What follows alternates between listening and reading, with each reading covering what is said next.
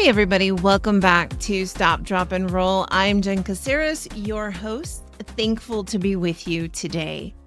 I want to give a quick shout out to all of the listeners out there. I have actually been so shocked at the amount of listeners in different countries. English may not even be your first language. Those of you joining me from India, Belgium, France, and Spain, the Netherlands, where else? Moscow, Russia, just so many different places. Thank you for that. If it's your first time here, welcome to Stop, Drop, and Roll.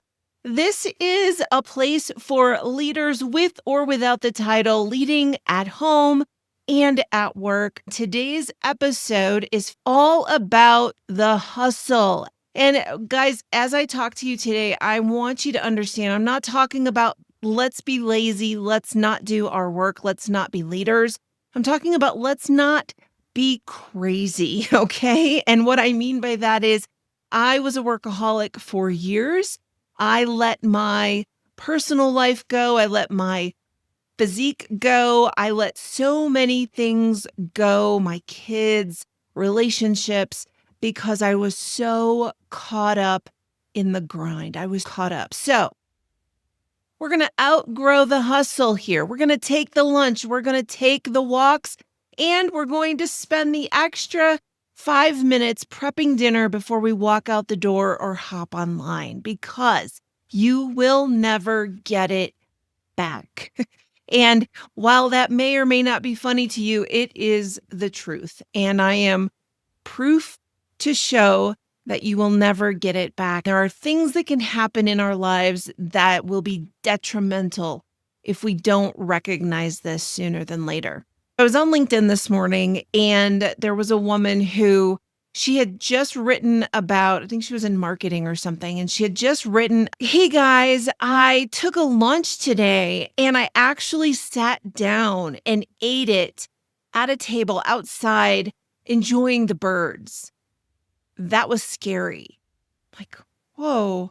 Here's the thing. If you didn't bring a lunch because you just don't take lunch breaks, because that's, you can't get enough done if you do that. Oh my goodness. This is for you. Please listen to the end. In Stop, Drop, and Roll, we follow these 6 steps. I will provide some questions for you to really dig a little bit deeper to find out if you are indeed doing some of these things that might get you caught up.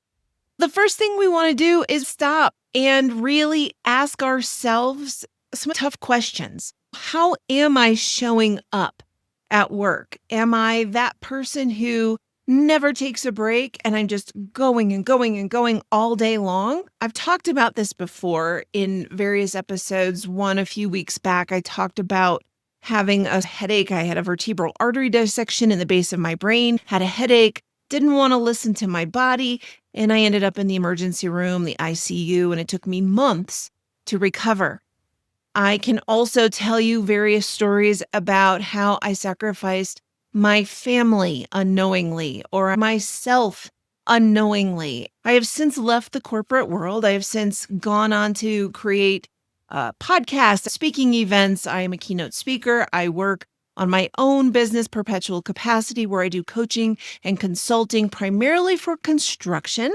But we are all people and we all need a little bit of support. I do that for businesses, no matter the industry. Some of the questions that I have for you are, first thing is, why do you feel like you have to work so hard? Why? Is it because someone else around you is working so hard, so you're doing this competition thing? Who can climb the ladder the fastest or get the biggest promotion? Do we have these stories that we're telling ourselves that if we take a break, we're lazy? If we aren't at our desk, we might appear that we're not doing our work? Or God forbid, you work for someone who they see your light go orange or red, depending on the platform that you're on, working from home. And so you've made this weird contraption out of pencils and elastics, and you've got your mouse kind of moving just to make sure that you look active. I've been in that position before. And it's not fun because you have to keep remembering to go back and move the mouse if something doesn't work, right? Okay, so I'm kind of joking, kind of not joking. I think you get it. It's the very reason why remote work doesn't work for some people. All right, so really quick question, and obviously I can't see you, but I want to ask you, have you ever worked for someone who was that person who, like, they kind of got a little bit of a high out of telling you how hard they worked, how much work they had to do? Now, I will go around and say, man, I have so much work to do. I should be at home doing work. Or, man, I didn't get to that thing today, so now I'm going to have to work on the weekend. I think that's normal. But have you ever worked with that person who it was a pride thing, like a badge that they wore where nobody knows what I do. I work so much and I have so many responsibilities. And every time you went to talk to them or maybe go to talk to them, they're like, well, you wouldn't understand. I just have so much to do. I'm responsible for so many things. And I will say, I've met people on all generations and levels that say this, but, and I'm not picking on you, the baby boomers and specifically the women. Oh my goodness. I worked with several people actually that fell into that category who you didn't know what they did, but they were so busy. And I will say, especially with the older generations, whether that's boomers or Xers or millennials, wherever it really is a defense mechanism. I've seen this, especially as a coach and working with people. Again, this is why I work with all industries, because humans are human. It doesn't matter what industry we work in. We have the same issues. They might just look or sound a little bit different. But that defense mechanism comes up because if I'm the only one who knows how to do this job and I never take a break and I work really hard and I'm the go-to person, well, then you can't replace me. And you can't bring in anybody younger than me. I'm safe if I'm the only one that knows how hard I work. And so just keep that in mind, whether you hear and work with people that are using that, or you might be one of those people. We don't want to be that person because it just kind of comes off as we see through it, okay? So let's talk a little bit about this hustle, this ingrained thing in some of us. Now, I do coaching on CliftonStrengths, and if you don't know what CliftonStrengths is, it is this marvelous assessment that you can take online, and it is issued through Gallup, a wonderful organization that does behavioral studies on people to find out how they actually tick and what are their strengths. And some of us, especially those of us who tend to fall into this category of, I'm a super hard worker. I'm going to stay until the work is done. I'll stay on the weekend if you need me to. In fact, maybe I'll throw in a couple of extra hours just because I know that's going to make you really happy. If you are naturally wired as an achiever, as someone who feels responsible for things, these strengths of yours that are beautiful and they're wonderful for employers, they love it because you're never going to stop until the job is done. We also tend to put our work before anything else. We will put all of that before our kids, our family, our friends, our bodies, our sleep, all of that. Okay. So just keep that in mind, how we're wired. And even though we are naturally wired like that, we have to learn to not let those strengths actually become weaknesses, because that's what happens. Our biggest strengths are our biggest weaknesses. So you've heard me say that before as well, but if this is your first time here, I want you to know that the things that you do the best are probably also the things that have a tendency to get in your way. All right, back to the hustle. We stopped. We have to drop the story about having to be the last one there, having to be the first one there. I will tell you, I actually did that on purpose. I would get into the office when I was working in an office job. I would get there before anybody else and get my coffee and sometimes just sit there and look like I was super busy so people thought that I was super busy. I don't know if you've ever done that. This is a very vulnerable moment for me. Okay. Or I would get there and I would stay for 12 hours. All right, I got here at 7. I'm going to be here till 7 tonight so that I can come in tomorrow and say, well, I was here until 7 last night and I was doing this and this and this and this, right? How snarky, like how backwards is that I had to portray myself that way?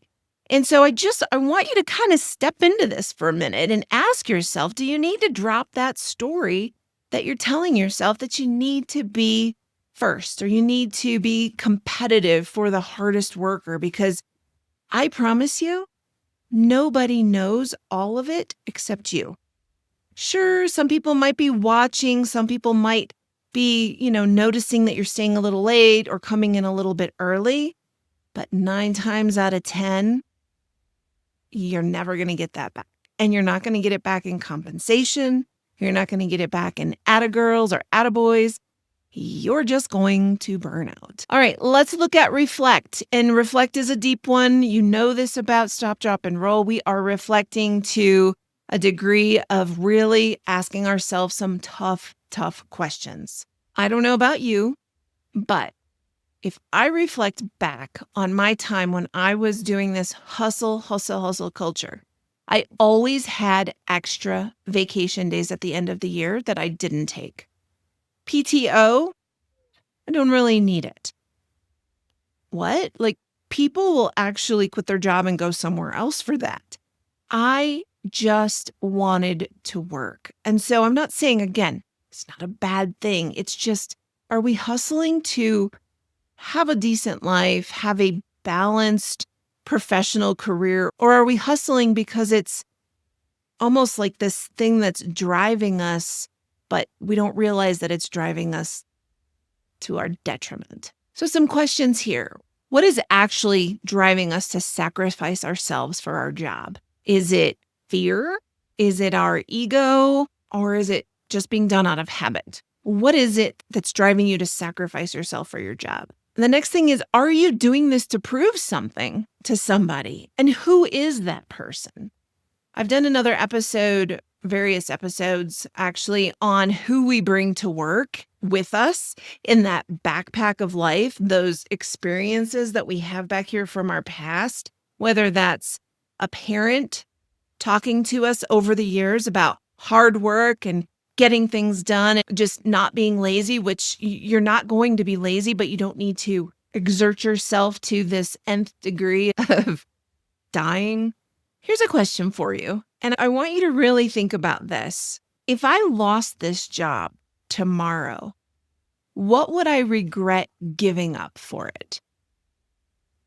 That question, if that doesn't hit home, I don't know what else will, because you will have regrets if you are living in this hustle culture, if you're not taking a lunch, if you're not taking a break, if you don't bring a lunch because it's for losers, or you don't go on that walk when it's a beautiful day outside and you can clearly see that a lot of other people around you are actually doing that, but you don't want to look bad or you don't want your boss to think that you're lazy.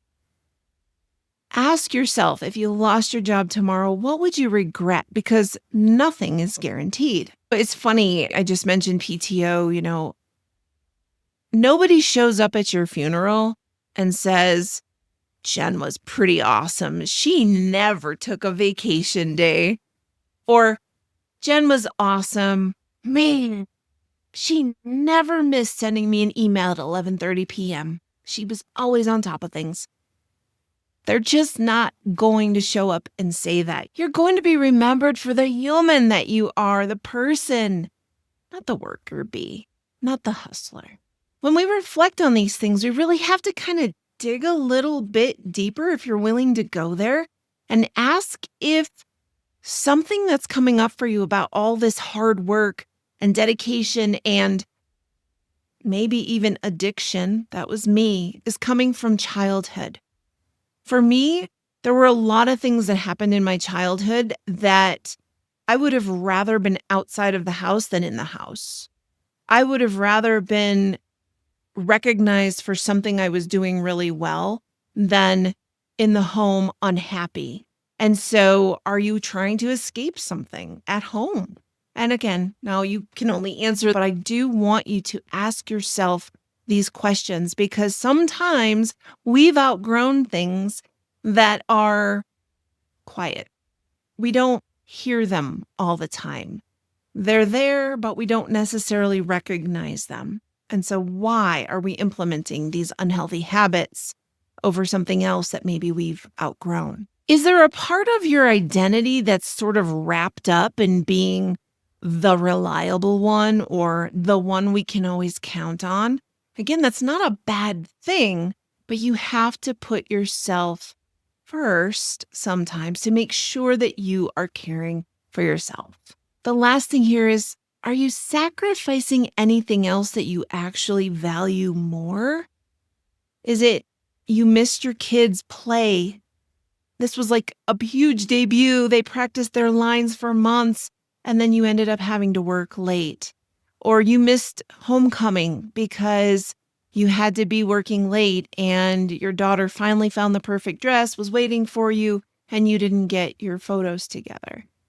You're just not going to get it back. One of the things that I recognized, and I think it hit home, but it didn't really sink in until later on when I was out of the workforce environment, like working for other people. But I remember my child coming to me and saying, I want to play work. And I'm like, well, what does work look like? Oh, well, I'm just really, really busy and I'm on the phone and I have a lot of notes and I have a lot of books. And they would come to me with their little backpack and be so busy. And I would say, hey, it's bath time or hey, it's dinner time. Nope, I'm working. Right. And so when your child is mirroring you and you can see some of these unhealthy habits, you've got to listen. And I did not. I did not do well with that. So this is my message to you, my friend. Sometimes we really have to observe the way that we are feeling, the way that we are sleeping, our eating habits, our time that we actually dedicate to our friends. Are you becoming one of those people who never has time for friends and therefore you're losing friends? Observe your surroundings, how you're behaving, and an observation might include recognizing that people are starting to use different words with you or about you, that you are distant, always busy, you're absent, whatever that looks like. So listen for some of those words as well. You can even ask your friends and family, hey, what words would you use to describe me about work? Observe how you actually feel when you do take time off or how you feel on the weekends. Are you constantly worried about things that you didn't get done? Are you always planning for the next week because you have so much to do? Or are you actually able to unplug, step away, and just be present? There are so many people out there, and I hope that you're listening. You're not present. You're living somewhere in the future or somewhere in the past. And the present soon becomes the past. Your kids are grown. Your manager has changed 14 times. You're on your 12th promotion and you're climbing this glitter ladder out there that looks so glamorous and dreamy. But you wake up one day and you realize you're 55, 60 years old and you can't remember half the stuff you didn't get to do because you weren't there. All right, our next step is to listen. And I always encourage people to listen with a filter. When you're listening to yourself, understand that sometimes we have stories we tell ourselves and we aren't always honest, or we're listening to head trash or nonsense that's been created in our heads. But also listen with a filter when it comes to people that you work with or that you love.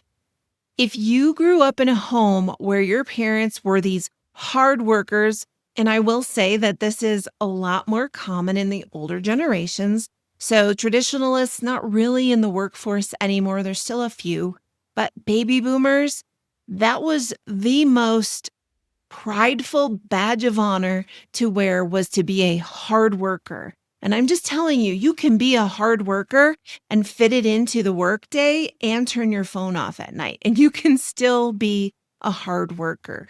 We do not want to become a culture of burnout. I just did episodes on burnout, most recently with Angela Hodgson, which was a wonderful episode. Go back and take a peek at that because she shares her own story, and it's a wonderful thing, a wake-up moment for all of us. Ask yourself as you're listening, what is my inner voice whispering to me?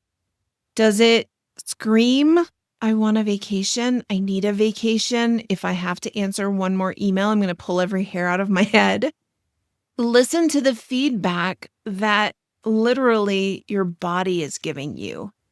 Usually, the hustle culture shows up in headaches, the inability to fall asleep at night, or waking up so exhausted and not able to catch yourself and feeling almost as if you're intoxicated. Are you the one?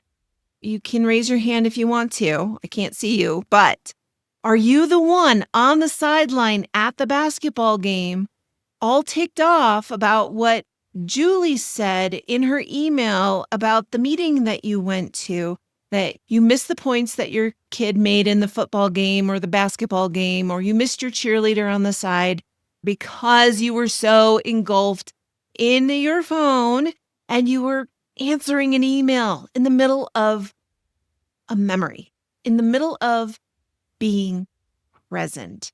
That email is not going anywhere. Julie's still going to have the same comments in 3 hours when you get home right before you go to bed, if you so are inclined to check your email before bed. But I would encourage you not to poke the bear, because poking the bear just makes you not sleep because you're angry. So, folks, this isn't rocket science, and we know that it's not rocket science. And the woman that I referred to earlier who wrote the post on LinkedIn about, I'm sitting down and having lunch today, there were about 12 comments, and they were all other people saying, you're doing better than I am today, or, oh man, I got one bite in and had to run to my meeting. Guys, this is rampant. I will say it's sad. Not that I feel sorry for you or any of those things. You're making adult choices. This is your choice to do this. But a lot of us don't think we have the choice. And as we're listening, we're hearing all of these stories that everybody else is telling us, and we're not listening to ourselves as leaders. And so I want you to stop, drop, and roll. I want you to put the fire out seriously. Listen with a filter, with the reality of where you are today. Are you really being present? And what are you missing? I'll just wrap that up with, if your back hurts or you have a headache, I promise you that one more PowerPoint slide isn't going to make you feel any better, okay? Our last step is to evolve. And when we evolve, we take one mighty small step towards growth. I'm not asking you or telling you to come up with 10 goals about how you're going to evolve and stop hustling.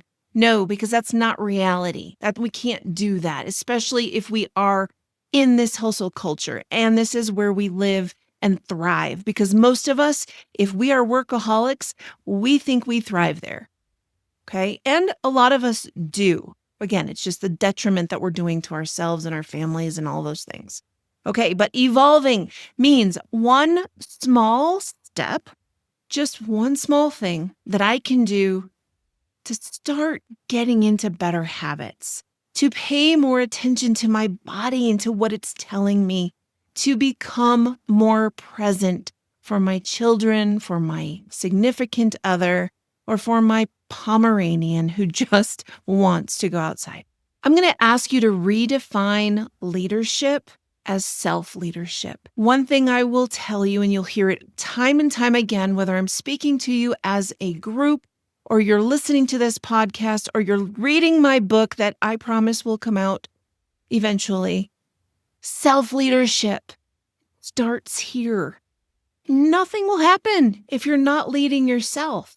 But if you're leading yourself at 1,000 miles an hour towards a brick wall, you can kind of see what the outcome's going to be. Taking the reins in and honing in on self-leadership. What do you need to do to be the very best version of yourself for everyone at work and at home, but especially for you? Because my friend, this is all about you, not in a selfish way, but in a loving way, in a way that if you're not okay, nothing else is okay. I say this all the time in coaching. Listen, if you're not okay at home, you're not okay at work, and vice versa. So if you're not okay, period, with yourself, you're not going to be good for all of those other things that you think you're excelling at. As you evolve and the small step starts to take form, think about boundaries. What kind of boundaries can you start setting? They can be small, very incremental boundaries, but what can you do to protect your time, to protect yourself and your sanity? Ask yourself, what does success mean beyond work? How can you model balance for others, for your kids, for your peers, for your teams, even for your leader? I will tell you, I used to work for a leader who knew that I was that kind of worker, that I was a workaholic, and I would not take time off unless it was for my kids or something like really, really important for a doctor's visit or whatever. For myself, I never took it. And this leader would come into our meetings with my peers, and they would talk about these glamorous vacations that they would take, 2 and 3 weeks off because they were very high level. And it was really annoying. It was to the point where I had to put a boundary up and say, I understand that you have the flexibility to take those kinds of vacations. I don't. And then they would look at me and go, oh, yes, you do. And I would say, what about these 6 projects, right? And that was on me because I didn't put the boundaries up that I needed to initially. And that person was taught by me that it was okay to treat me that way. So keep that in mind, that we teach people how to treat us by not setting boundaries, by staying for 12 hours, and by not taking vacation and accepting extra work when it really may have not been ours to take in the first place. I want to wrap all of this up with, I'm not telling you to be lazy. I'm not telling you to quit your job. I'm not telling you to be like everybody else who just does the bare minimum. Don't change what makes you such a great person. Just do things in moderation. Everything in moderation makes more sense. So take the vacation, take the lunch, go for the walk, eat the damn sandwich, okay? The email can wait. The PowerPoint can wait. It will be there when you're done. I hope that listening to Stop, Drop, and Roll and this 6-step process that you can take, it really breaks things down. I got to stop. I need to pause. What the hell am I doing? Okay. I want to drop the stories that I'm telling myself, because if something is bothering me that much that I feel like my world is on fire, I'm probably telling myself some lies, or I'm listening to lies around me. Reflect. What am I really doing? Why am I really doing this? How is it impacting me? Observe. What do other people see? How am I coming off? How am I feeling? How am I showing up? Listen to your body, to the people around you. Listen to your spirit, to yourself. And then evolve. Find just one small thing to step up and out of whatever it is to correct the action. And guys, if it's patterns and behaviors that you've been doing for 30 or 40 years, it's going to take a while. That's why this is really helpful, just for baby steps, just moving along. Your homework for this week, if you are willing to do it, I challenge you to go take a lunch. I challenge you to go take a walk, and maybe even stop by your friend's office or have an extra Zoom with somebody and talk to them on a lunch break. And then I want you to share this episode with someone who needs to hear it. Please. I know from experience, from being in the corporate world, from being in the office, from being at a high level as an HR executive, I know that you will not get back everything that you give. And at the end of the day, on your tombstone, it will not say, Jen never took a lunch. I hope it doesn't say that anyway. All right. Thank you guys. I appreciate you listening. Thank you again so much for my international listeners. If English is not your first language, kudos to you for doing this. Y si hablan español, me gustaría mucho traducirlo al español algún día whenever I have time. Thank you, everyone. Take care.